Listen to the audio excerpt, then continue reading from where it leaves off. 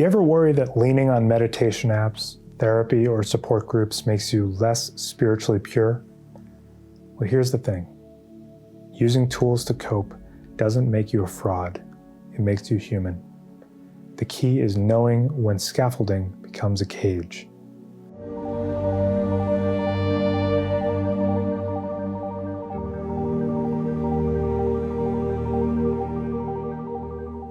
During an awakening or in the middle of trauma recovery, we often reach for anything that brings relief. Daily meetings, breath work, tarot, or journaling. And at first, these tools feel life-saving. But once you learn about spiritual bypassing, doubt can creep in. You think, am I just avoiding the real work? Shouldn't I be beyond this by now?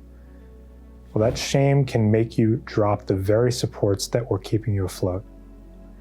I remember when I first learned about bypassing, suddenly I felt guilty for attending peer support calls and writing in my journal. Instead of feeling free, I felt fraudulent. It took me a while to see that not all coping is avoidance. Some tools are meant to support you through intense phases. They're scaffolding, not the final building. It's only when we cling to them indefinitely to avoid deeper work that they turn into cages. Support structures are like bridges. Survivors of complex trauma often need nurturing environments and practical tools just to regulate their nervous systems before they can face core wounds. Self-acceptance, responsibility, and assertiveness often begin with very concrete practices. Even teachers like Eckhart Tolle leaned on meditation for years before presence deepened. The difference between scaffolding and illusion lies in intention. Are you using a practice to meet yourself more fully or to avoid yourself? Are you attached to being the person who does the work, or are you letting the work bring you closer to the truth? For me, 12-step programs shifted once I realized they weren't the destination. They were a container for community and accountability.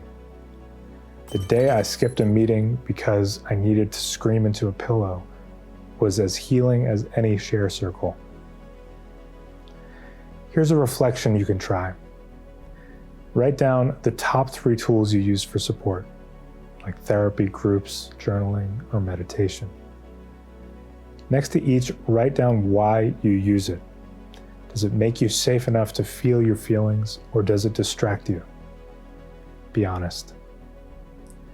If you notice a tool has become avoidance, set an experiment.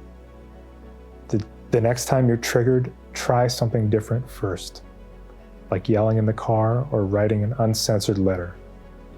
Then return to your tool. And finally, give thanks for the scaffolding that carried you this far. Letting go of a crutch doesn't mean it was wrong. It means you're learning to walk differently.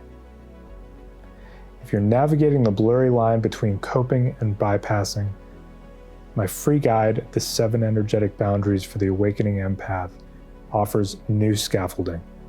It shows you how to create boundaries that support healing without tuning your practice into a performance. You can find the link below. And as always, may the shadow wane and the stardust remain.